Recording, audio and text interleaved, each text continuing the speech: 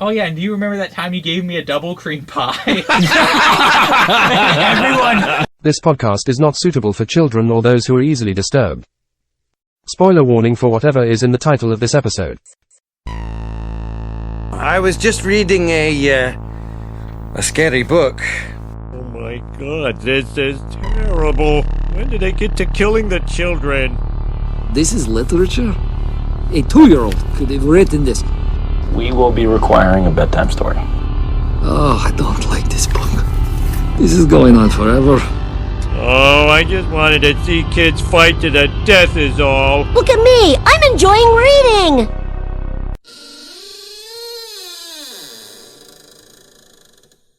Welcome to episode 156 of The Horror of Babylon, where we discuss the girl who hallucinated Tom Gordon. The girl who dreamed Tom Gordon. The girl who loved Tom Gordon. I am Ryan, and with me, as always, is Daniel. Say hi, Daniel. Hi, Daniel.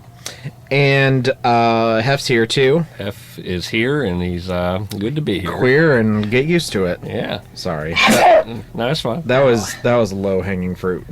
Bless you. As is my nuts, so we're good. Yeah. They low Yeah, hanging. I'm kind of hungry. Okay. Meals. There's pizza on the counter upstairs if you want some. I might steal some here in a minute. Okay, yeah, that's fine. But some people I would also offer pizza to if they were here are patrons. Logan, the Full Metal patron, and Sierra, the Keyblade patron. And thank you to Horsemen Comics and Gaming, which you can visit at the Morgantown Mall in Morgantown, West Virginia. And you can also visit it at the mall at Robinson in Pittsburgh, Pennsylvania. You can shop online at fourhorsemen.tcgplayerpro. And if you make it into the store, walk in and say, "Ron, where's my child? Where's my child? Oh my God. I sent her for Friday Night Magic and she never came back." Your kid's underage. You should be watching the play match. His response will be like, "Oh, the little girl who got in the Commander game, that's been going on for 3 days now." Her Commander game is still going. Yeah. Yeah. She has him in a lock. You should be real proud. So every year we did these child's play events where we raise money for the Children's Hospital, and we always did Saturday night. We always did this all night Commander thing, and one year I was running that, and it was 3 or 4 o'clock in the morning, and everybody was gone except for this one Commander group, and I'm just sitting there watching them play, waiting for them to finish their game because I'm going to kick them out when they're done. Except my appendix was close to bursting, and I didn't know what it was yet. I thought I was just sick, but I was sitting there in agony, horrible pain. Oh my god! And this game of Commander had been going on for at least 2 or 3 hours already, and I'm sitting there watching them play. I'm just super pissed off, and it gets to the point where somebody's about to win, and then somebody plays that. I can't remember. It's from Theros. I think it's Theros. It's a blue and a white, and no, it's Return to Ravnica. Is a blue and a colorless. Sphinx's early? No, it's blue and a colorless. It has Overload and it returns all permanents. Oh, Cyclonic Rift. Yeah, somebody Cyclonic Rifts the entire board, and I say, "Fuck you guys, you're done. Get out." And I was in so much pain I couldn't even drive home. I woke back up and had her come and get me and take me, and I eventually went to the hospital and got my appendix removed. Nice. Yeah, so oh my god. yeah. That's just proof that Cyclonic Rift is a toxic card. It is. All right, so speaking of toxicity, trigger warning, missing children, rape of children, children in danger, baseball. If you did not have that on there, I was going to make you put it on there now. Yeah, no, it's on there. Good. Bears, wasps, mosquitoes. I guess starvation and dehydration also. I guess if snakes freak you out, there's Oh yeah, snake. I forgot about the snake. Yeah. Being dirty. Divorce. Yeah, I forgot about Divorce that freaks me out. That makes me uncomfortable every time I read about it because I'm like, oh, that's my parents. I am officially adding divorce to the list. Falling into your own shit. People always ask me, "Daniel, why do you have so many relationship complexes?" And I always tell them, I'm like, well, my parents got divorced when I was young and made it my problem. Yep. So... All right, Hef, this was your pick. Why don't you tell us why, and then also give us your history with the book. Oh, dear. So I picked this book because, again, we agreed to the 4-book rule of the year. It was horror-related, and this was the This was the first book that was Stephen King that I read after Salem's Lot. Or no, yeah, that's right. You had Salem's Lot first. Yeah. Salem's Lot I read first, and then this was the second one I read. My history with it is this book specifically hit me, I think, at possibly the most perfect time in my life to read it. I am, and still am, super high on this book. I know there's... I don't think this is a poorly received book, but it's not like a real high tier one for a lot of people I think either. it's in the middle. Yeah, most people are saying it's like middling, Yeah, which it's fine. I understand. I completely understand why it's kind of a middling book. But for reasons that I will explain later as we go, this book is very high for me because there was not a better time for me to read this book. Okay. I'm excited to find out why. Daniel, what's your history with The Girl Who Loved Tom Gordon? 3 or 4 years ago, I picked it up to read it because I was like, I want to read a Stephen King book. And it was a shorter one. So I picked it up and started reading it and got super bored, put it down and read something else. I don't think I made it past her veering off the path the first time I read it. It's not exactly a grab you by the balls kind of book. And so I can't remember what I've read instead. But I've also read... The Silver Eyes. Yeah. I've also read the Five Nights at Freddy's novels. So these days I Twice. I have a little bit more patience. He's read them twice. Getting ready to be 3 times with the new movie coming out. Why? No, I'm kidding. There's not going to be anything. Okay. I all I knew about this book was I knew it was one of his 90s books, and I know like in like the 90s like he starts to kind of veer away from horror a little bit, so in some books more than others. And that's really, and I knew it was a shorter book, and that's really all I knew, which is unusual because a lot of Stephen King books, even the ones that I hadn't read, I knew the reputation of the books at least, so I had like some idea of what I was getting into. And I'll go ahead and say, going into this book, I did not know that Tom Gordon was a baseball player. Not until over halfway through this book did I realize that he was a real baseball player. And not until I completed the entire book and was Googling it and reading about it did I know that Tom Gordon was a black man. How did Stephen King write an entire book with a black man's name in the title and never once acknowledge he's black? Because it didn't matter. Have you read a Stephen King book? This was the 90s. He was trying to veer away from the N-word. I mean, the 90s is when the whole the whole African American thing. Yeah, so I can understand that maybe, but still, he was too used to dropping N-bombs in the stand, and he's like, oh, I don't know what to call him now. So. I guess we'll make them baseball players. Yep. All right, so I also did not know he was black. I've been picturing a white guy this whole time. I've been picturing like a generic white guy with a baseball. Tom Gordon is a very white name, to be fair. It is. Yeah. The vampire's a pure myth, superstition. I may be able to bring you proof that the superstition of yesterday can become the scientific reality of today. Jumping into background, here's the original cover. I have the original hardcover with that cover on it. Nice. I do not have that one. Yes. I have the audio book. Yeah. It was of course written by Stephen King and released April 6th, 1999. Released in the spring, takes place in the spring, is much a spring book. Very springy.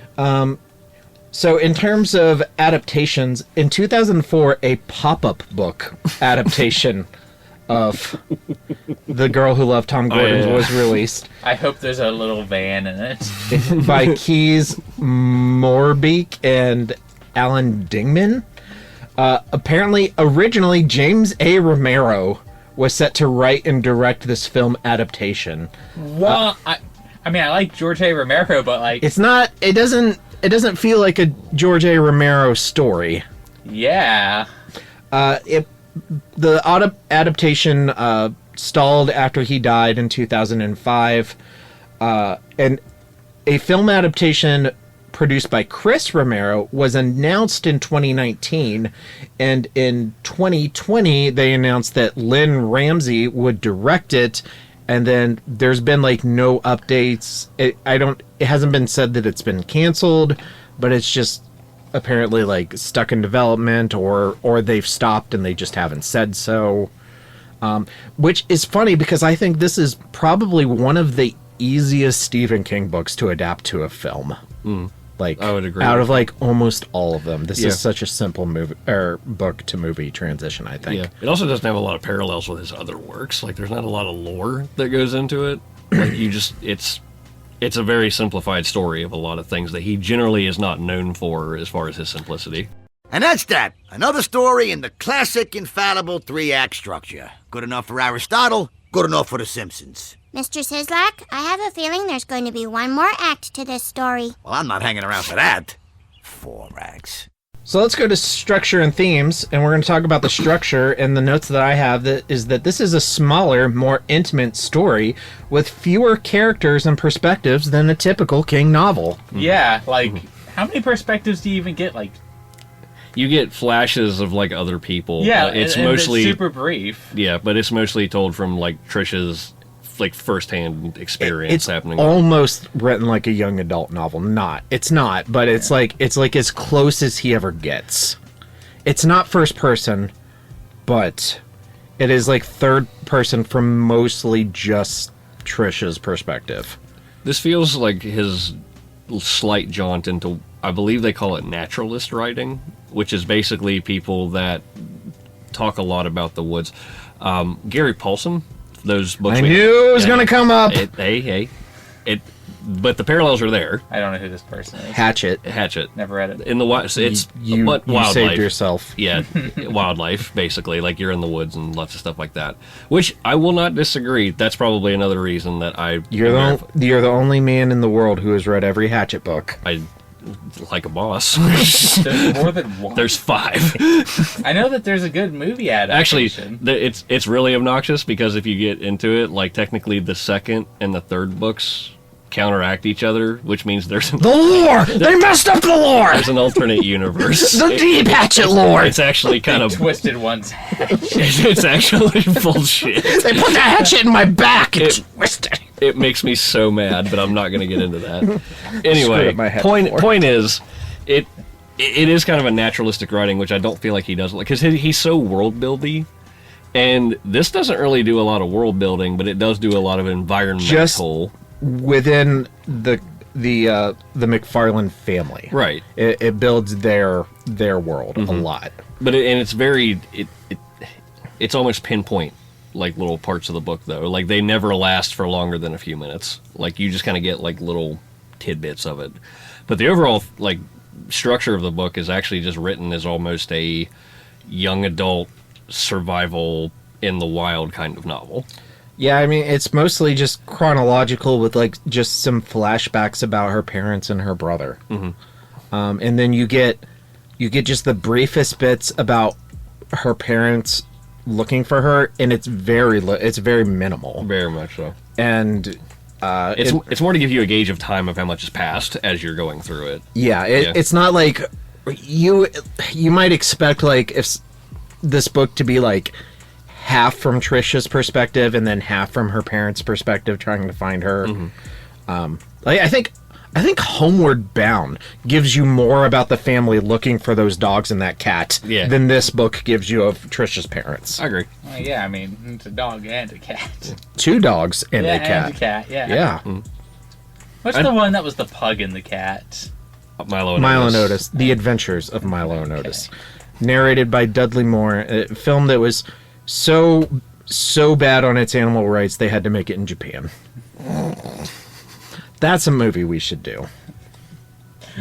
We should turn it into a drinking game where we have to drink every time there's a new dog or a new cat used. Because they killed so many of them. That was one of my favorite movies as a kid. And I have watched it as an adult, and I was just like, horrified. Like, wow, they just threw that pug in there with a rattlesnake. It's just there. Like, that's not cool. Wow, they just threw that kitten in the water. No special effects here. That kitten is paddling because it's trying not to die, and they're just like filming it. Yeah, just like, this is a great shot. How many more kittens we got, Toshio? This cat's gonna win Best Actor. Big American film company wants us to kill many cats.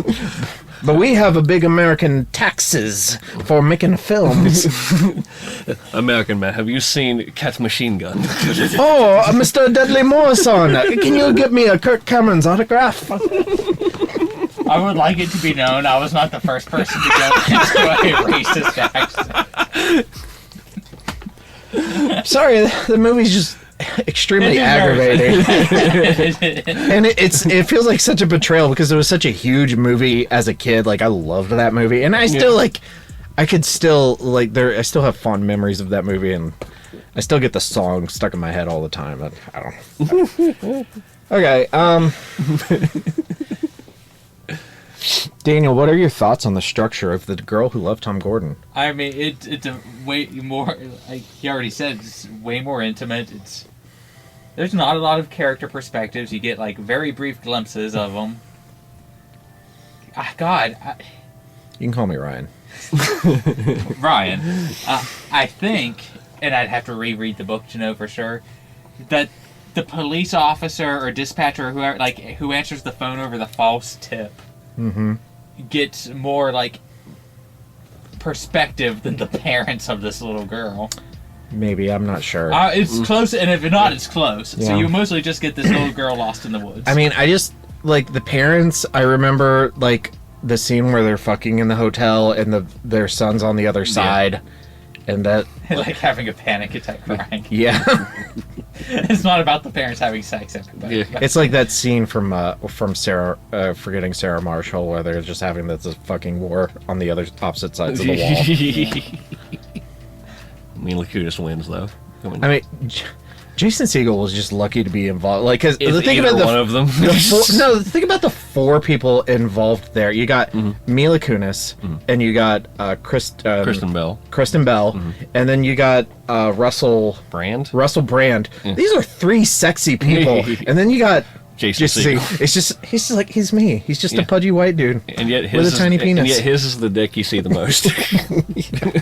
Well, damn, Jackie! Can't control the weather. All right. I've seen this movie. You haven't seen Forgetting Sarah Marshall? Yeah, I'm looking it up right now. Oh, it's hilarious. I don't think I've seen this. It is one of the few like in that era that was like legitimate. Don't watch it. Okay. We'll do it. Like, yes, please. Don't. It's so funny. The stress sex was kind of funny to me, just because I've been there. Not like quite that bad. So it's him.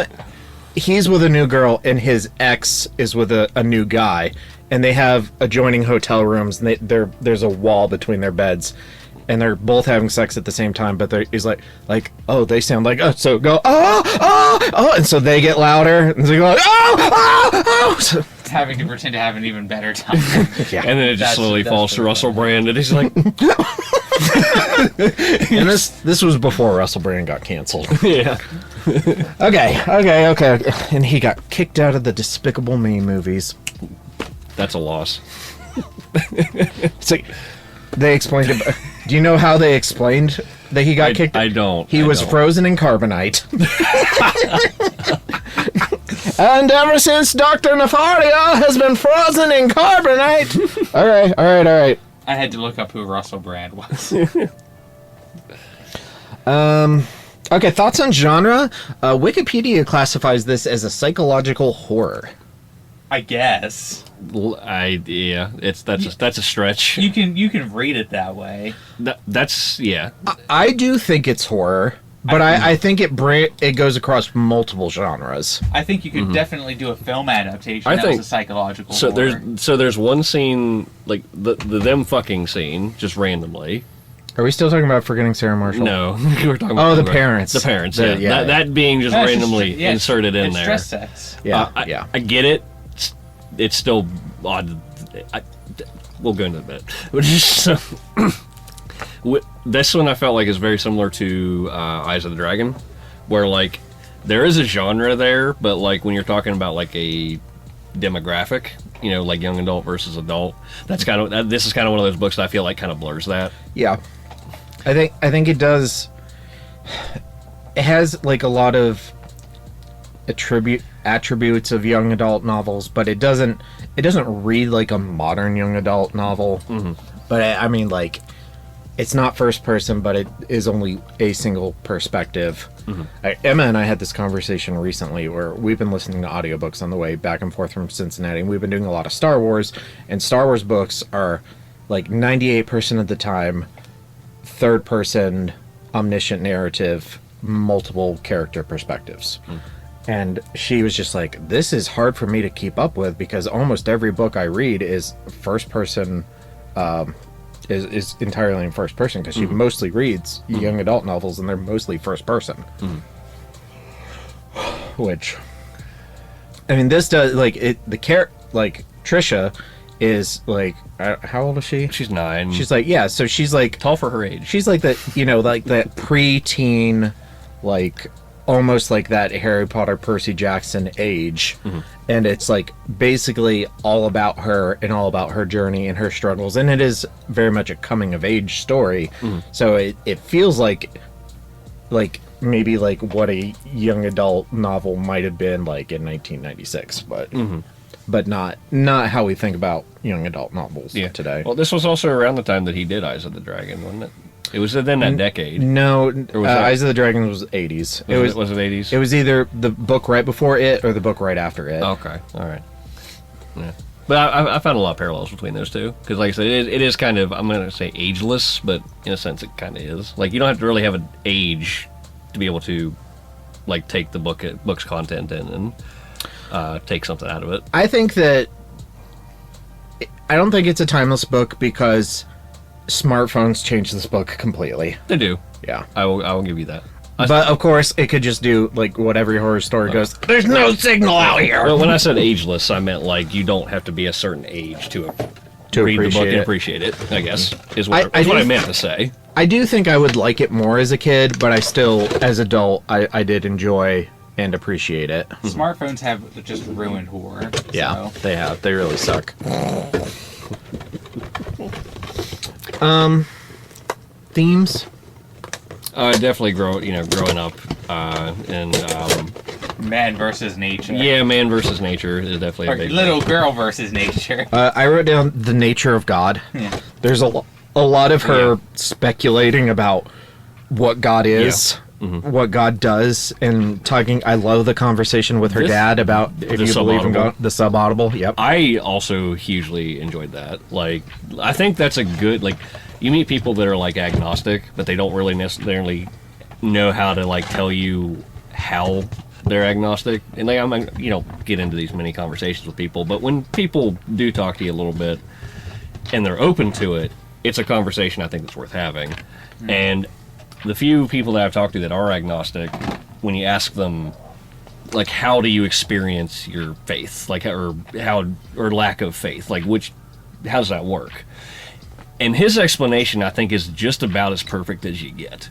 Because it's like, I don't necessarily believe in one thing that's overarching looking at us, but there's something overarching over us that doesn't necessarily care about every single thing we do.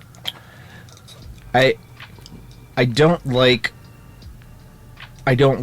trying to fit myself into, like, a religious label, but if I had to, like, agnostic is the closest I could get. And basically, the way I explain it is, I don't believe or participate in organized religion, but I'm not opposed to the idea that there may be something spiritual out there. Yes. I'm converting to Catholicism this year. So. I kind of want to. American Pope! Yeah. Yeah.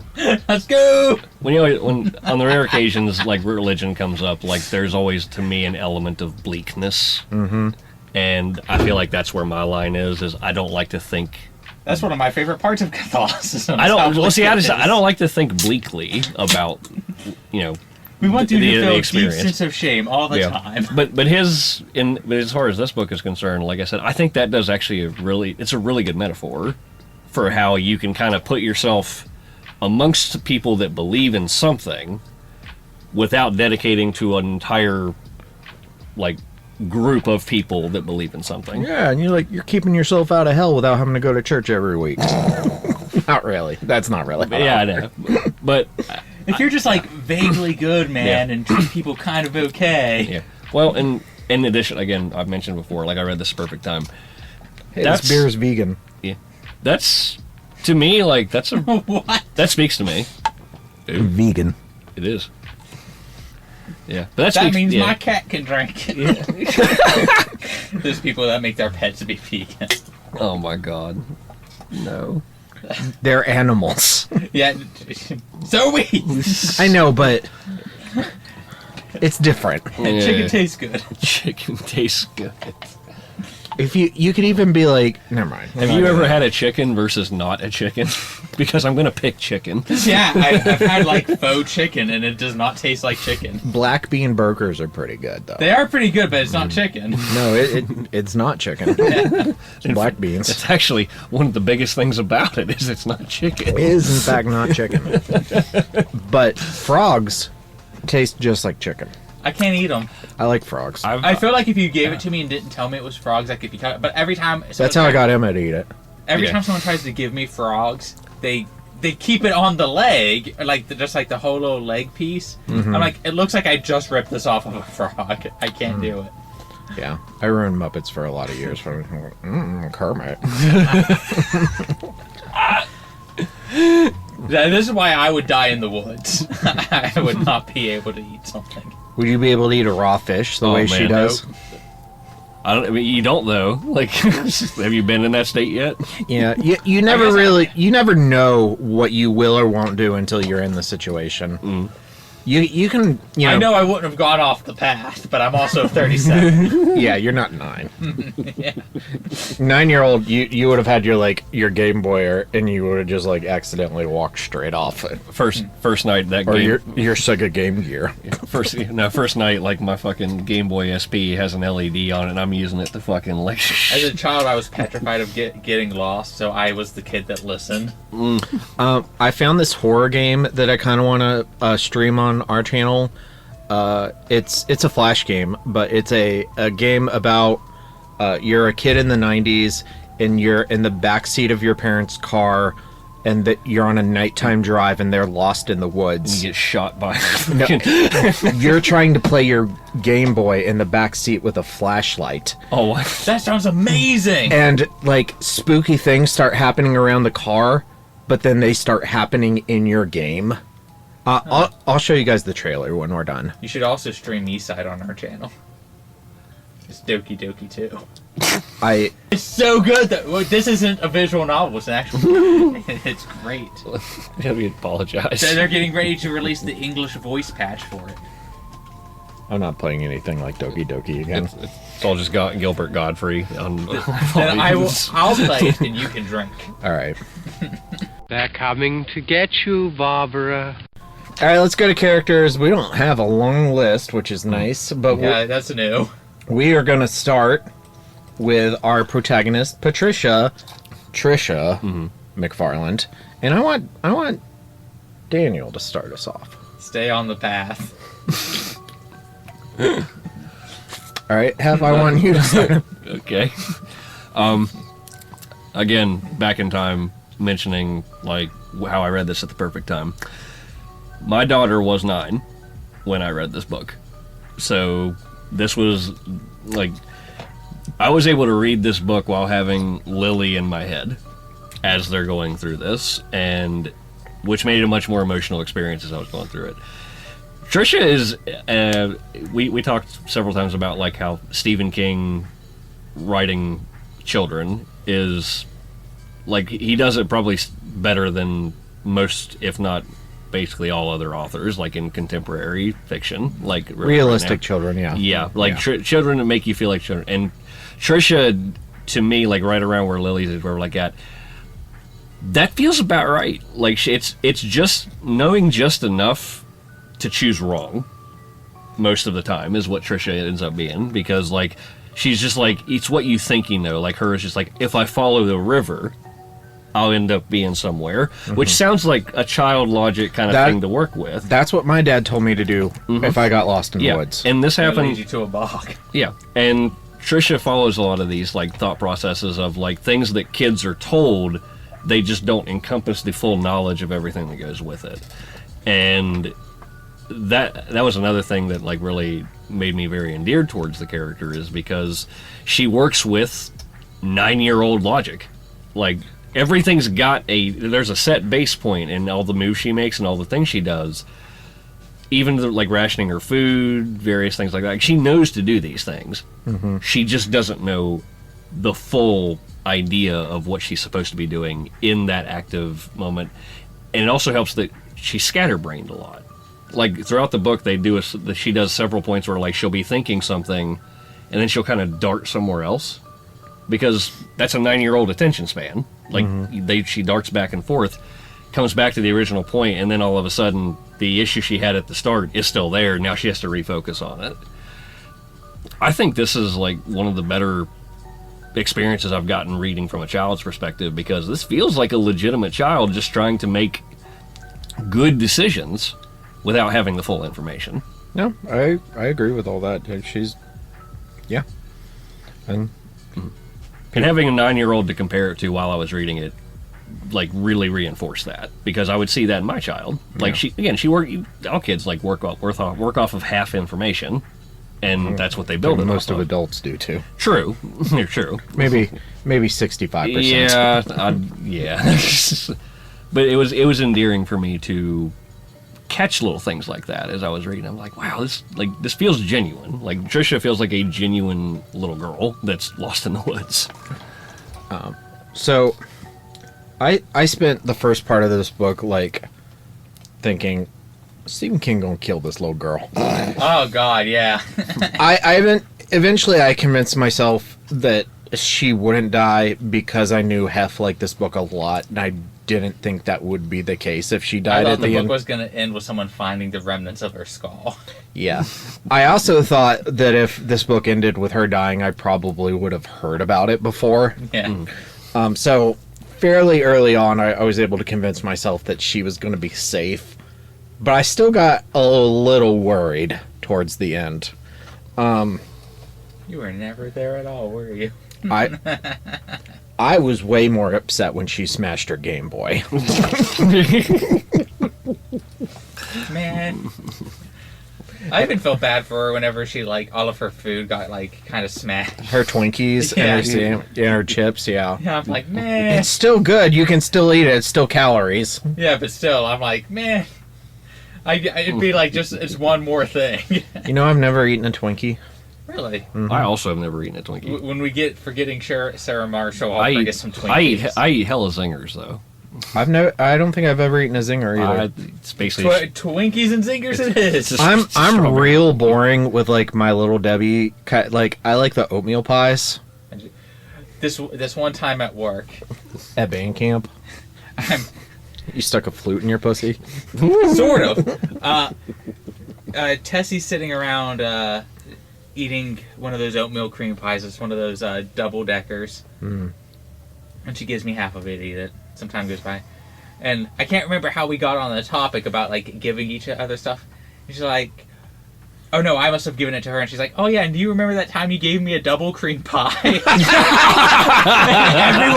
everyone in the not office, but the nurse's station just turns, and I make that my Facebook status. You gotta use the word oatmeal. and she reports me to Facebook for making it my Facebook status, just trying to get me banned. Facebook takes my side, and she's like, "Daniel, what do I have to do to have you take that down?" I'm like, "Give me your sister's phone number." And she did. And then full circle, Daniel was able to give the second double cream pie. Okay, I have a question. I never ended up messaging her. Yeah, that's what I was gonna say. Like, what do you just like message this woman out of the blues? Ooh, like, what do you? How do you do that? There's more of a story there because I had liked her on Facebook dating, not knowing it was her sister, because you only see first names.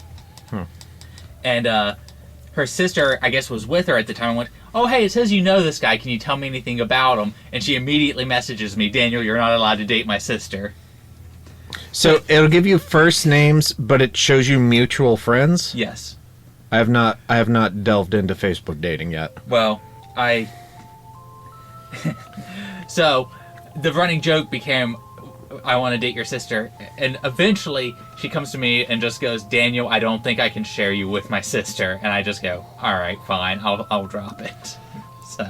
But before you drop it, the last thing you do before you block her is that you drop, I just want to know if you want to be my little Debbie so that I can give you some cream filling. Block. I haven't blocked her sister yet because I'm hoping now that I'm jobless, she'll let me pity date her sister.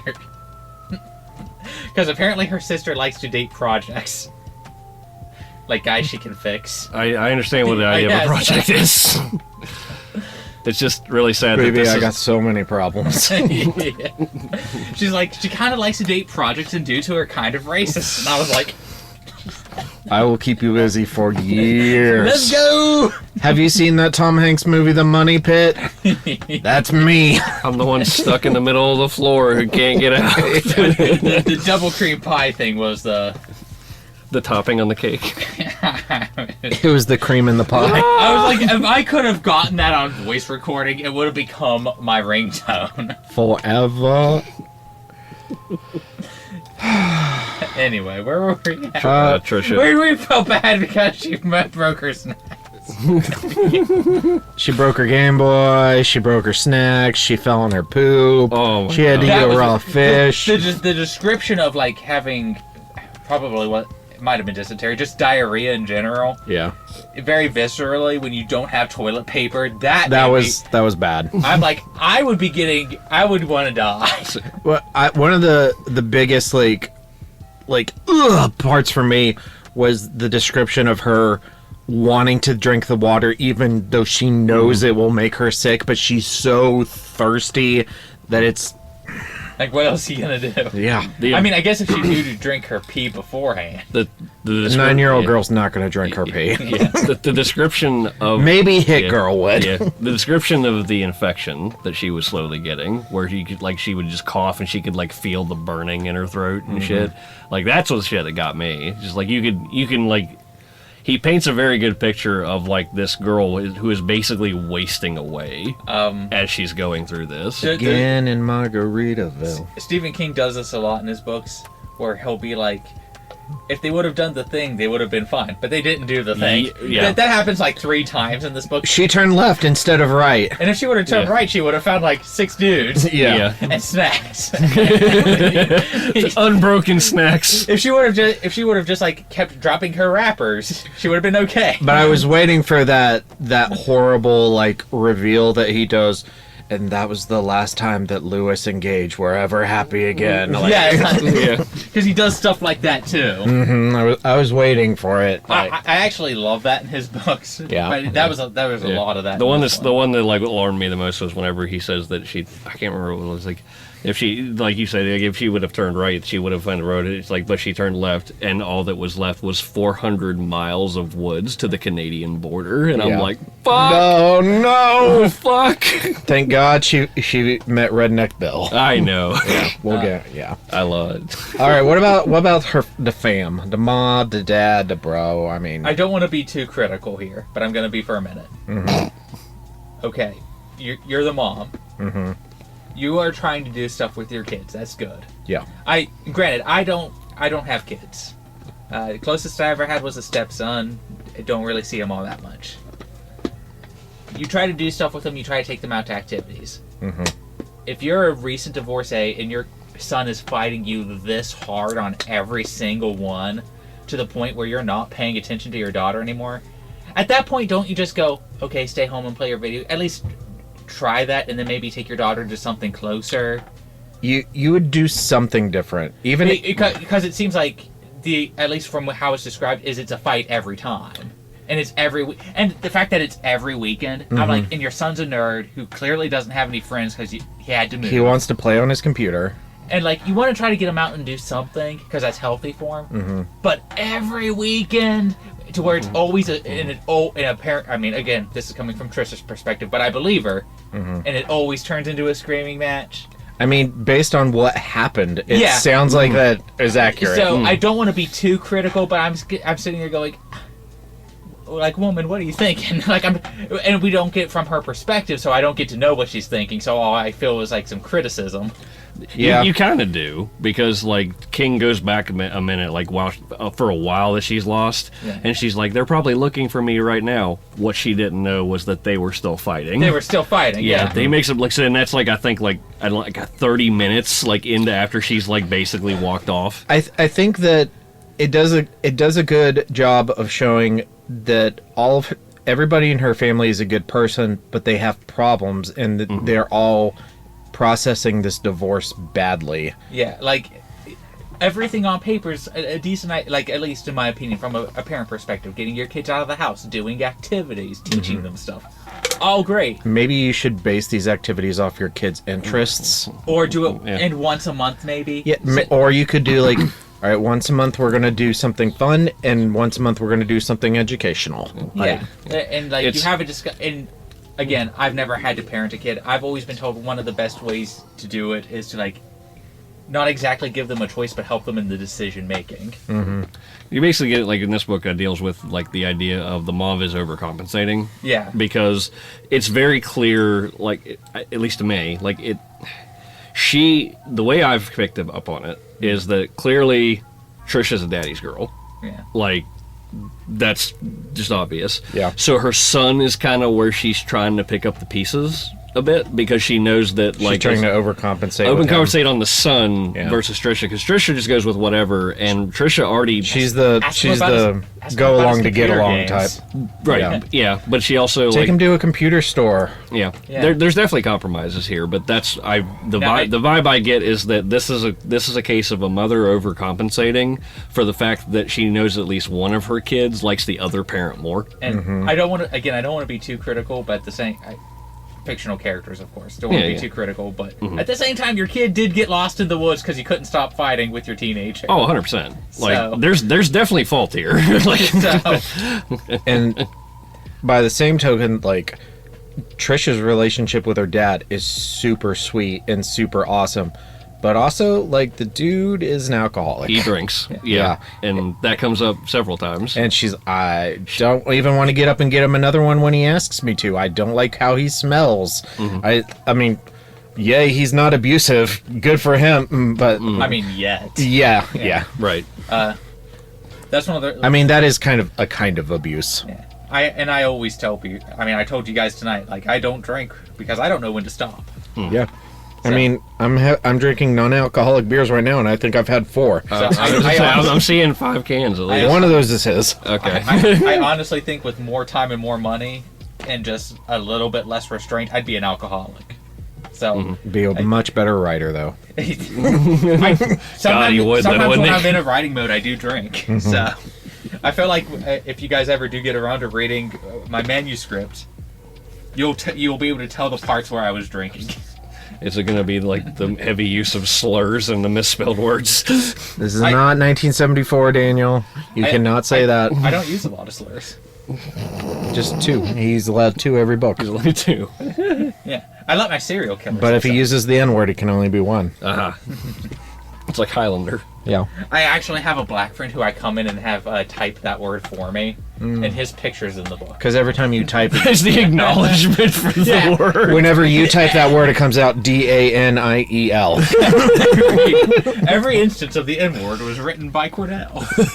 His name's Cordell? Yeah. Sorry, that was... I love it. A tangent. I love that name. Yeah, he's a fun guy. Okay, so let's talk about Tom Gordon, and I meant to include this in background, but I forgot, so we'll include it now. Tom Gordon was a real American baseball player. He's still alive. He's 57 years old. He was born in 1967. He played for the Boston Red Sox, and between 1998 and 1999, Gordon set a Major League Baseball record for the most consecutive saves I guess in a season, I don't know. which is 54. Hold on, I'm not good with baseball. Explain what a save is in baseball.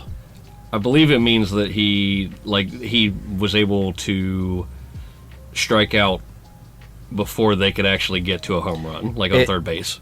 It's a statistic given to a relief pitcher, so not a lead pitcher, but somebody who comes in later in the game, who successfully preserves a lead in a game. So, like, he comes in late in the game when your team's ahead, and he keeps that lead.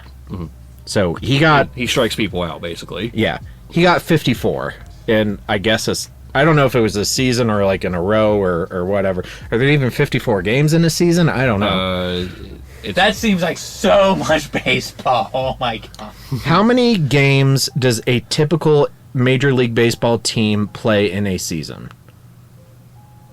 162? Holy shit! These dudes are monsters. A typical Major League Baseball team plays 162 games in a season?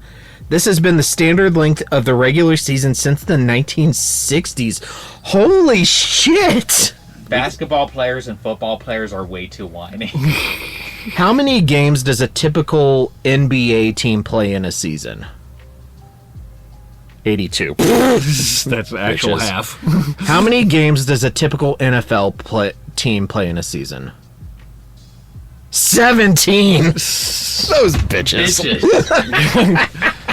That's why baseball is America's pastime. That being said, there is nothing on God's green earth that I hate more and find more boring than baseball. Unless there's a movie. I like many baseball movies. Yes. The Sandlot. Never seen it. The Rookie is a good one. Rookie of the Year, which is his kid. Rookie of the Year. Angels in the Outfield. Angels in the Outfield. I've seen Angels in the Outfield, and I found it so boring. The movie Major League is peak. I saw that one about the drunk dude who was teaching a little league game. Before I forget, I knew you would appreciate this, and I thought this was the most ridiculous thing. The Full Metal Panic novel has a bunch of like American pop culture references, and one of them including Melissa comparing Koontz to Charlie Sheen from Hot Shots. That's such an obscure reference. Holy shit! I could not believe it. He said Major League. I was like, oh, I need to say this before I forget. Yes. From Hot Shots. What a fucking pull. Yeah. But yeah, so every time Tom Gordon came up, my eyes started to glaze. I thought that like the idea of like a little girl like sharing a bond with her dad about his favorite thing, and they kind of like together idolize a particular player, and then that person becoming like her spirit animal. Yeah, that's real cute. No, if it would have been football, I would have been like, all right, I can do this. But it was baseball, and I was like, every time. Yeah, I mean, I kind of got lost in the baseball jargon, and like to the point, like, you know, I'm an American. Just by living in this country, everybody knows a little bit about baseball. Like, you understand the basics. Yeah. But Stephen King really likes baseball too. Yeah, but there was a lot of jargon, baseball jargon in this book that I didn't understand. Some of it I looked up, and some of it I just ignored. And part I know part of it's my issue because I don't like the thing. And everyone can like their own things. Everyone's different. But every time they were talking about baseball, I'm like, how does this little girl enjoy watching a game? Because I'm picturing myself. Because it's her thing with her dad. Because every time I watch a game, it's imposed. I'm like, and I hate it. Yeah.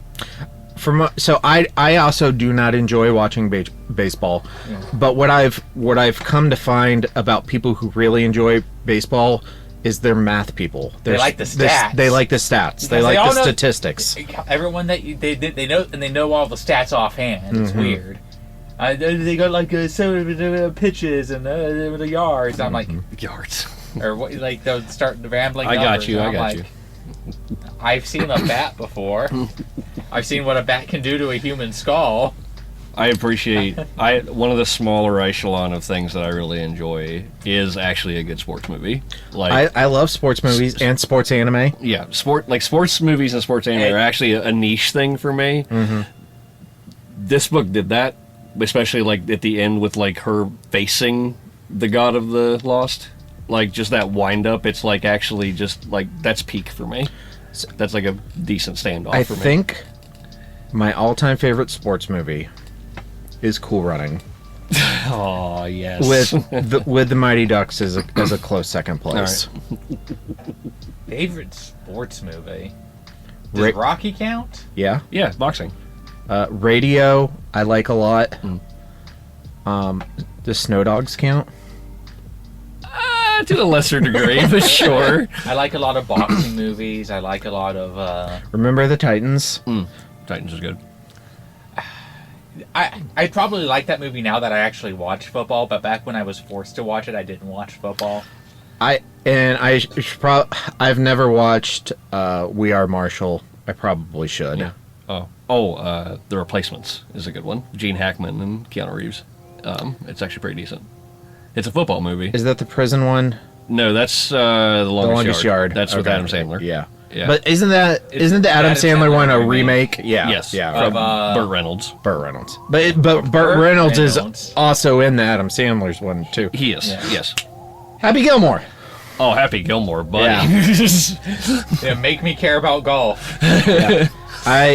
I don't watch. I'm gonna watch Happy Gilmore too. I'm sorry. I will apologize because I hate Adam Sandler movies, but I will watch. I Happy love Gilmore Shooter too. McGavin. Shooter McGavin is so funny. He's so good. He's so funny. He's so. I just good. love that guy. He's in the Leave It to Beaver movie. Yeah. He's so funny. Yeah, combat sports and movies. I like unintentionally funny. Like he's just funny because he's funny. Like because like if you look at Shooter McGavin, like he's such a straight character, but the situations around him are just so absurd that it makes him like he's just such a straight-faced good villain, and it's funny. I love it. So last year, or maybe it was the year before, Carl Weathers died. Yes, and he's been famous recently because he was in The Mandalorian as Grief Karga, and And I, watching all like the Star Wars tributes to him, and I never put two and two together that he died until after he died, that he was also in Happy Gilmore. Oh yeah, yeah, and it just like it came up in like one of the Lucasfilm tributes to him, and we're like, oh my god, that was him. He was Chubbs. He was Chubbs. Him and the alligator in heaven. Yeah. Okay, all right. The God of the Lost. There are a few... Hiya! Happy Easter! Almost the opposite reaction to baseball. Mm-hmm. There's nothing on this earth that I find more terrifying than bears. Yeah, so, bears are pretty scary. Yeah. The description of this thing was nuts. Like, it had no eyes, and its throat was wasps. Like, holy fuck. I figured... I mean... Thing goes I hard. figured it out. Smart. I figured out it was bear the first time it was described. Yeah, it's big. I'm like, this is going to be revealed to be a bear. I was actually towards the end. I was feeling. I'm like, I'm going to be disappointed if this is actually like a Wendigo or something. Well, that's a fan theory. Is that it's the Wendigo from Pet Sematary? I've heard that fan theory. Mm-hmm. It's fine. I just find the idea of a bear when you're a little girl lost in the woods more terrifying because it could happen. Yeah. Again, Stephen King blending a real fear with something supernatural. Yeah, and this one does it in a way that's like very believable though, because like you can sit there and be like, you can kind of see the end result as like two things. You could either see it as supernatural or it's a hallucination. Yep. It's one of the few books of his that like it kind of could be either. It could be either. Yeah. That's why I think like we talked about psychological horror, and this book kind of borders on it. I feel like you could film an adaptation of this as a very big psychological horror, like a bunch of stuff happening in her head, and then blending like what actually happened versus what's going on. Yeah, the adaptation of this could be very cerebral. Yeah. Yeah, I agree. You could do. I wouldn't want it to be quite like Black Swan heavy, but you could do something in that vein with hallucinations and The little girl who plays Leia in Obi-Wan, and she's in the Boogeyman. yeah. Yeah, she could be Trisha. So Yeah, or maybe the little girl from the new Firestarter movie. I keep seeing videos of people like tossing foods to bears, and I scream at my phone every time. I'm like, you guys are gonna get yourselves killed. Because if a bear decides it wants to kill you, you're gonna die. There's, I think it's something like 7 or 9% of American men think they can take a bear in a fight. No shit. I need to find the actual graph because Sure, if I had an M16, maybe. yeah. The question was, what animal do you think you could fight off if you had to? And there are people who think they can fight off lions, tigers, bears. People were saying elephant. There were, I think, at least 3 people in the survey that said the biggest animal they thought they could take on the list was elephant. Maybe. Who are these people? Maybe a fox. Yeah, like, a non-aggressive fox. Yeah. I'd say if it one that's just 8. If it didn't get the jump on me, I get messed up. I felt like I could take a mid-sized dog.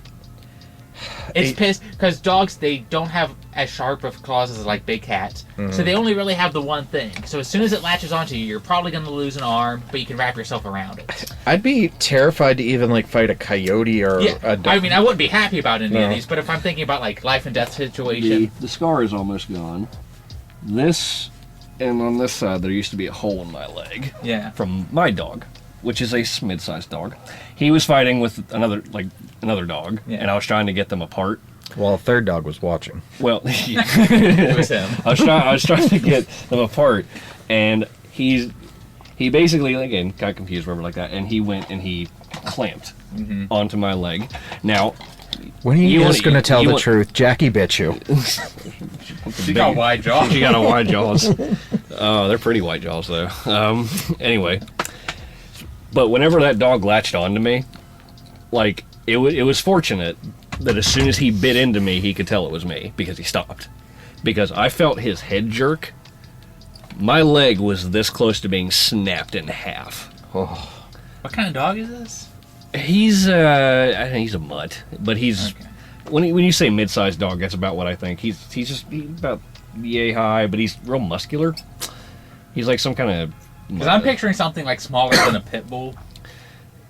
I mean, I don't even know about pit bulls. Pit bulls have like strong jaws. Yeah, I don't want to fight a pit bull. But it's the torque.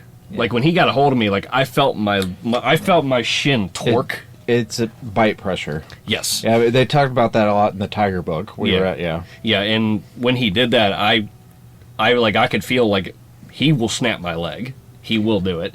And the only thing that saved me was he, like, actually when he bit into me, he could tell it was me because he stopped. Oh, we got a day pass for Drake last weekend, and we took him for a couple hours to the zoo in Cincinnati. Uh-huh. And we got to see there was a tiger, and all I could think about was that book. They're so big. Like, it was so scary. If you do not have a gun and a jump on them, if a tiger wants you dead, you are gonna die. But what man is thinking I can take a tiger? I mean, even even if you get a shot or two off, you're not guaranteed to kill it. Yeah, like you could just piss it off. I mean, I know people that go bear hunting, and they will tell you do not fucking bring a pistol. You do not. That just pisses it off. My stepbrother bear hunts, and his dog just got killed by a bear while they were hunting, and he was like super sad and super upset about it, and I just had to keep it to myself. Fucking go bear hunting. Go bear hunting. Yes. I want to go bear hunting. It's on my bucket list. But you go. It's one of the lower items. Go with somebody who knows what they're doing. No, people. You go with multiple people. Yeah. It's a party. No, you never go with just one person bear hunting. My bucket hunting. list has two on there. It says, go with person who knows what they're doing, go by yourself. Good luck. You never go by yourself. You will die. I want to go, I want to do non-lethal bear hunting where you go with a paintball gun. We should all go bear hunting together. We'll do it with composite bows. We'll go to that bar in Morgantown. Yeah. What's it called? Oh, Vice Versa. Yeah, and we'll go bear hunting. Oh, we should go to Vice. I don't know what that is. It's a gay bar in Morgantown. Oh, it's fun. There. Beto comes back out of the woods. He's like, it's the god of the lost, guys. We're all like, we're kill you all. I'll drive you crazy, and I'll kill you all. I'm every nightmare you ever had. I am your worst dream come true. I'm everything you ever were afraid of. I think we're gonna move to scary shit, and bears. Is this book scary? Parts of it are. I think it's kind of scary. I do too. It's very scary in that naturalistic sense. Like, this is something that could happen to anybody. Oh yeah, this is like, and that's the thing too. Like I said, aside from just the supernatural portions of it, like kid getting lost and hallucinating, Yeah. like hallucinating these like crazy things. Shitting yourself. You can't take care of them. Yeah, you can't get them what they need. I mean, but there's child fears and there's adult fears. The idea in this of being book. stung Yeah. by wasps a shit ton sucks. Yeah, I really falling into a wasp's nest. Fuck. I really liked this segment. It's a special thing, Trisha. The thing that waits for the lost ones. It lets them wander until they're good and scared, because fear makes them taste better. It sweetens the flesh, and then it comes for them. Buddy, when she's in the car and like it makes the circle, like, don't touch this. This is mine. Like oh fuck, this thing's gonna get her. Holy moly. Yeah. I mean, it didn't exactly give me nightmares, but they were generally, I did think it was scary. It was unnerving. It was no rattlesnakes. It was no. I haven't come close to a rattlesnake since we've read rattlesnakes. That is one of the scariest books I've ever read. I feel like somebody told Stephen King, I don't think you can write horror anymore, and he went, bet. Watch me. Hold my beer. No, he had said, hand me a beer. Oh, yeah, because he doesn't drink anymore. That's the Cujo sequel, right? Yeah, oh my god, it was so scary. And it's just as visceral. Yeah. Look how tall you are. The way the person read it, too. The Pumpkinhead Boys. Oh my god. Jesus Christ. Great rattlesnakes. Ugh. I still have that whole. I haven't listened to anything else from that. I've done the whole thing. There's lots of good ones in there. I haven't read Cujo. I'd read Cujo first. Yeah, read Cujo. I still think it would be good without reading Cujo, but it's definitely better, a lot better with Cujo.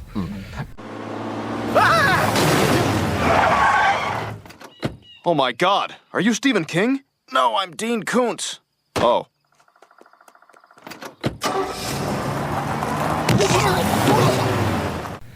Alright, so let's move on to Kings and Koontz. Daniel, what is your king for the girl who loved Tom Gordon?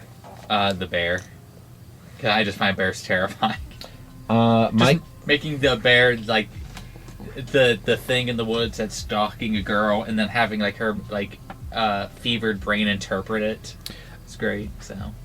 Same for me, but mine is a little more specific. Mine is her showdown with the bear, where she strikes it out. Yeah, I agree. There's very little in this book I don't like. Like I said, this book came to me at like the perfect time in my life to read it, but if I had to like put like the apex of it, it's so hard to narrow down. I think the showdown with the bear is also because like it builds it up very well to the point where classic Stephen King fashion, at least in my opinion, is he builds up the tension and then gives you exactly the finish that it's been prepping you for. Yeah. And I loved it. Okay, and then Koontz. Daniel, what's your Koontz? Baseball. Anytime baseball came up. I think my Koontz is there were just points where, because it's one perspective, I just kind of got a little lost because I just kind of stopped paying attention a little bit.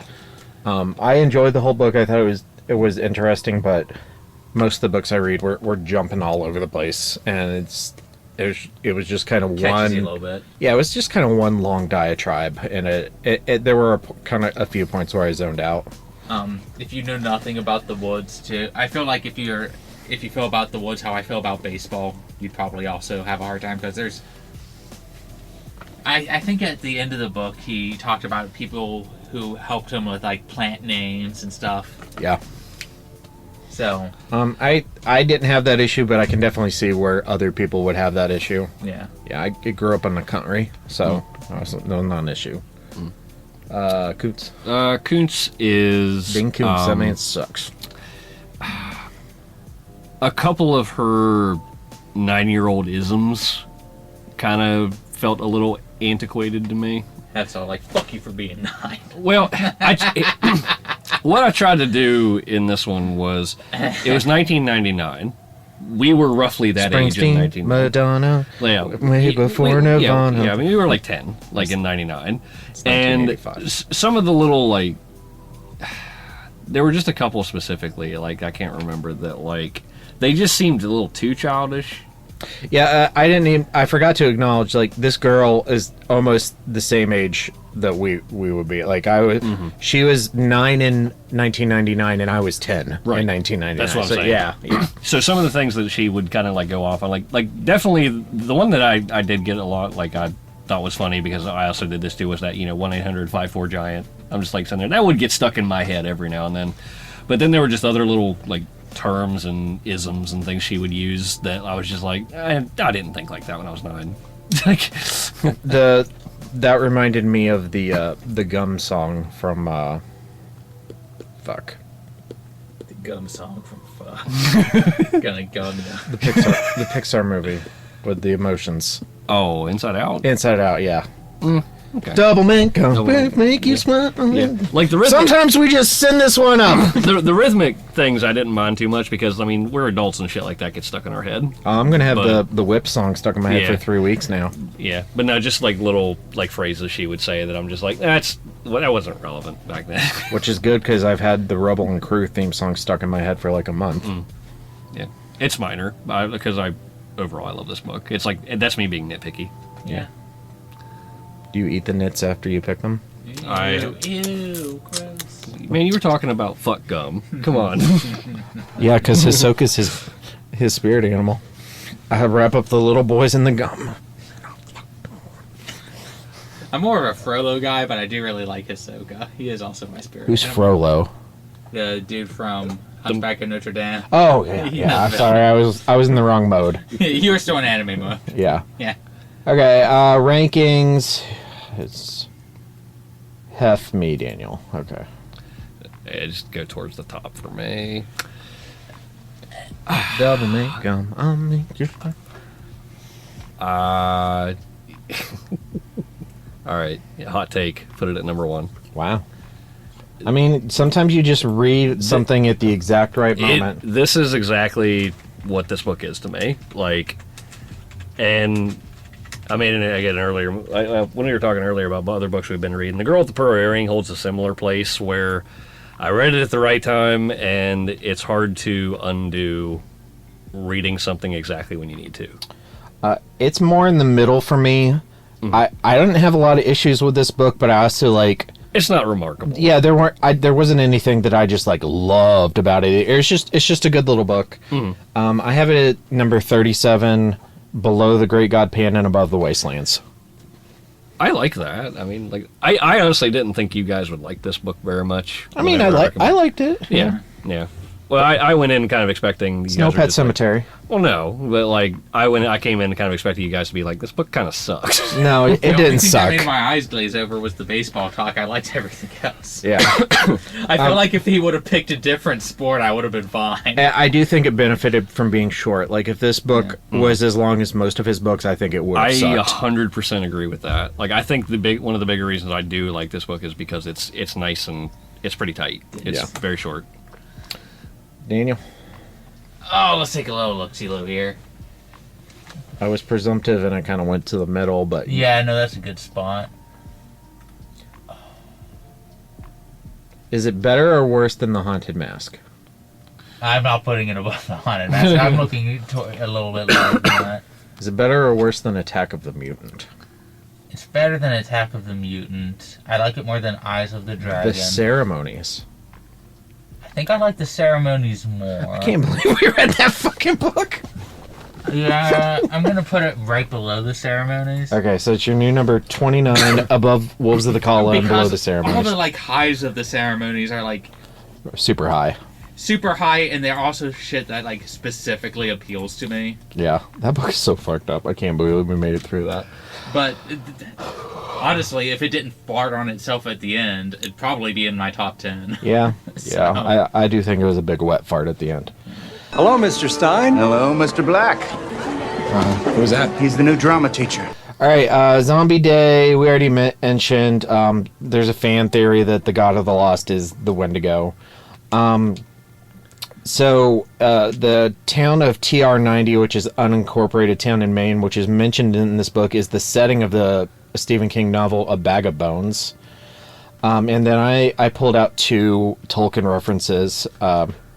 She had a bottle of water in her pack, a big one with a squeeze top, but suddenly all Trisha wanted in the world was to prime the pump in the little hut and get a drink, cold and fresh, from its rusty lips. She would drink and pretend she was Bilbo Baggins on his way to the misty mountains. And then also, the greatest adventure is what lies ahead. And I think there was also a third one that I forgot to write down. But yeah, that's what I had for references. And then homework. If you were lost in the woods, what celebrity or other person in your life, doesn't have to be a celebrity, would become your spirit guide and why? And how would they help or deter your rescue/escape? Double me. So the celebrity I pick would be Salma Hayek. And you would never get out of the She woods. would deter my entire attempt, but I would die happy. They'd find my bones, and that would be the first skeleton to have a smile at death.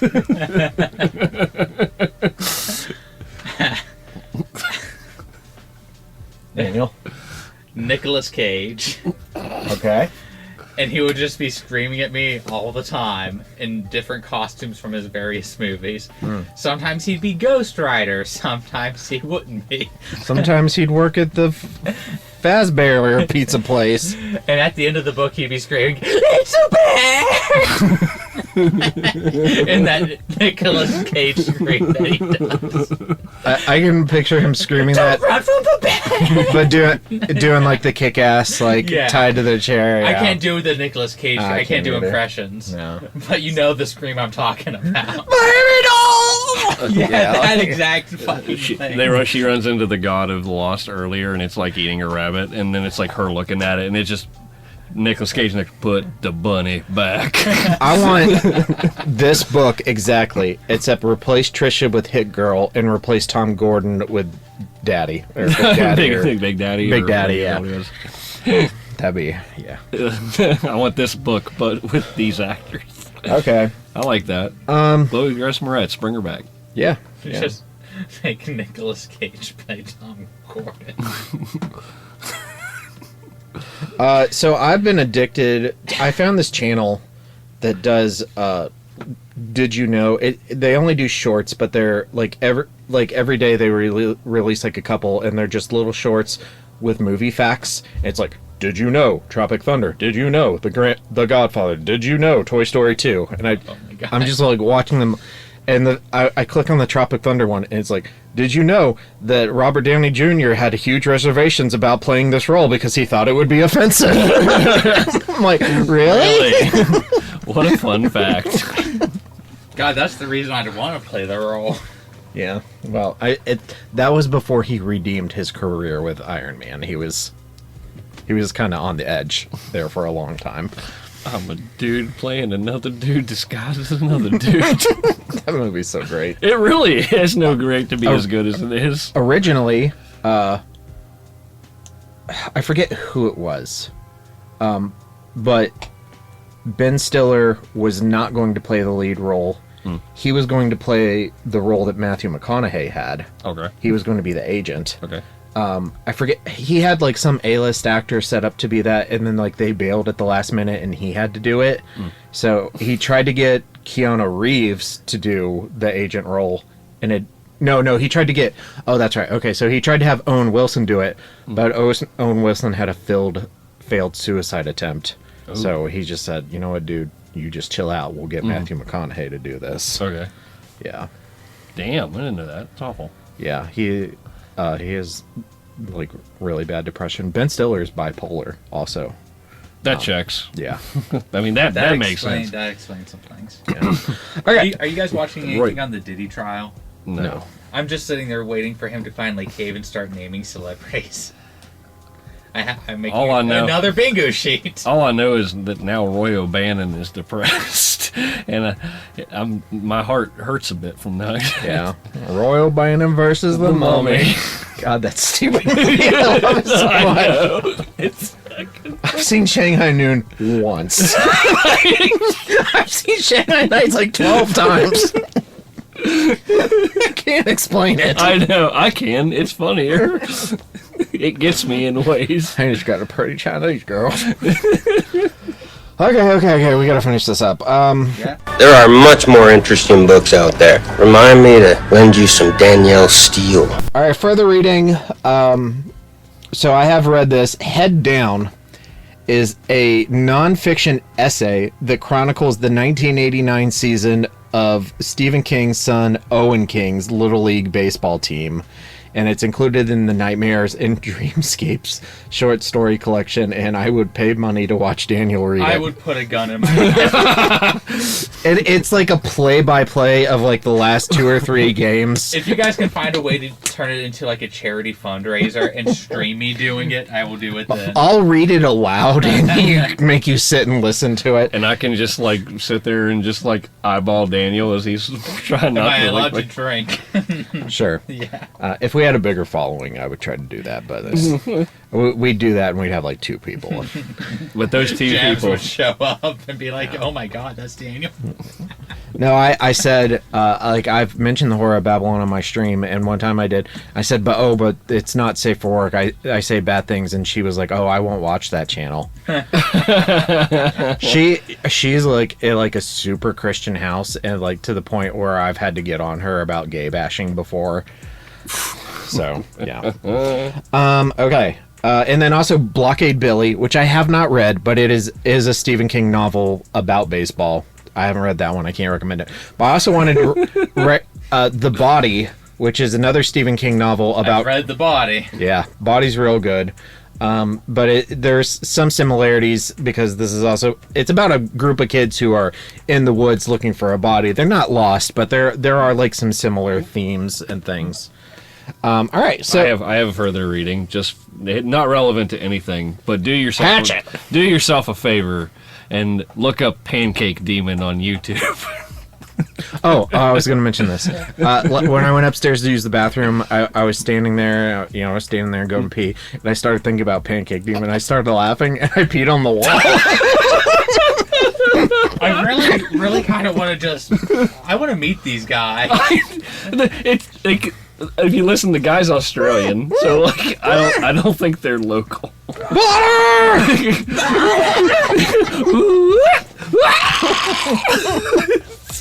It looked like a perfectly good pancake. I will link Pancake Demon in the show. Yes. Okay. And then what have you our section? So what have you been reading lately? I know we recorded back-to-back episodes, so if you guys don't have different answers, that's fine. I mean, I'm also reading something other than the Final Fantasy. So go ahead, yeah. I am reading Junji Ito's Tomie. Ooh, I haven't read that one yet. Which was almost the last book I was going to choose, but I decided to hurt everybody, mostly myself. With Jaws? Yeah. Jaws is really good.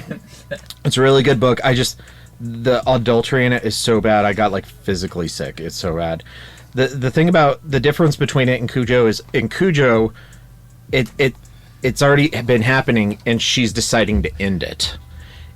But in Jaws, you see the beginning and you see the first time, and it's not comfortable. So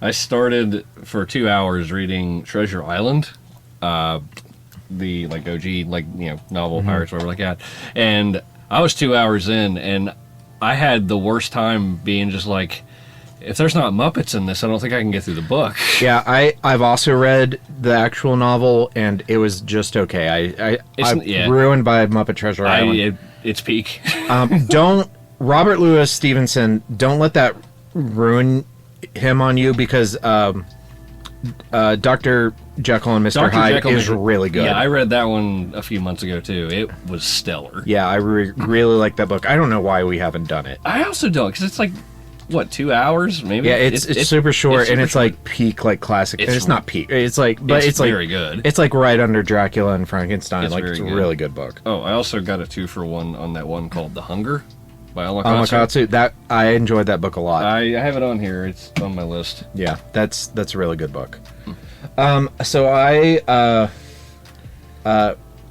also today I started the audio drama Alien 3, which is not a adaptation of the movie. It's an adaptation of the original Alien 3 script, which was rejected by the studio, where Corporal Hicks becomes the main character, and they don't kill Newt. So better. Yeah. So I haven't finished it yet, but so far it's about 1,000 times better than the actual. I honestly after we watched it, I'm having a hard time imagining a universe. Mm-hmm. It's really good so far. And I also recently, on a whim, read the first Full Metal Panic novel, and was absolutely shocked by how good of an adaptation the anime is. Like, it's almost word for word. Oh wait, so the novel came first? Yeah. Okay. They are based off novels. I think the novels are finished. Yeah, there's 12. It's a light novel series. Oh, so like Goblin Slayer. Yeah. And the book was really good. I highly recommend it. The only like real changes in the book, Kaname has black hair. Instead of like, the changes in the anime are just anime things. There's more fan service. People have different colored hair. Based. But like the one thing in the book that I really appreciated is, so the first book goes up to the end of the field trip, where the plane and the hostage. Oh, the hostage. Yeah. Okay, yeah. In the book, in the anime, they land that plane in some fictionalized East Asian country. Mm-hmm. In the book, they land it in North Korea. Fuck. Fuck you, Kim Jong. And they're like, the animes are really good at adaptation. Like, they're so similar. So I would have said that, but the book gives you a little bit more like inner dialogue, and you learn a little bit more about Sosuke and Kaname and like personally what's going on with them. I would have said, if I would have just read the book physically, I would have said, I don't know why I'm reading this instead of watching the anime.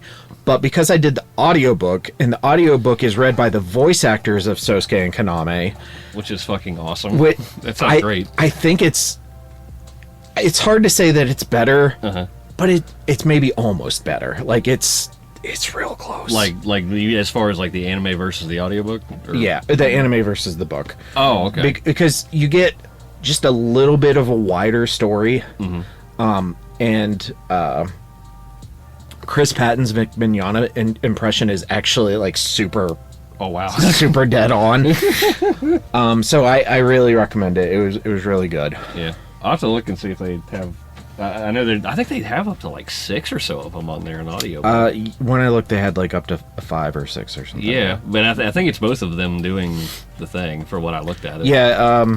So obviously, like Lucy Christian does Kaname and all the female characters and half of the narration, and Chris Patton does Sosuke, all the male characters and the other half of the narration. My one hang up a little bit with the book that doesn't happen so much in the anime is what it reminded me of how Daniel describes Tom Clancy novels, where sometimes it just goes a little bit over the deep end in describing the weapons. Oh, okay. Like, okay, we did not need 3/4 of a page describing this gun. Like, I can't remember which book it was, and maybe my brain's exaggerating it, but I remember there was one of them where it was like a 1.5-page description of a gun. Jeez. Just one gun. Yeah. Yeah. One singular weapon that he just really liked. I've got the first one. I'll panic. I'll have to jump into that because that sounds. I need me some FMP. Yeah, it's great. That's awesome. I'm glad to hear that. I don't even like guns that much. Damn. Yeah, but no, it's really good, really good, and and I've been rewatching just the section that's covered in the first book, and it's so strange, like how dead on it is as an adaptation. But Huh, that's cool. Yeah.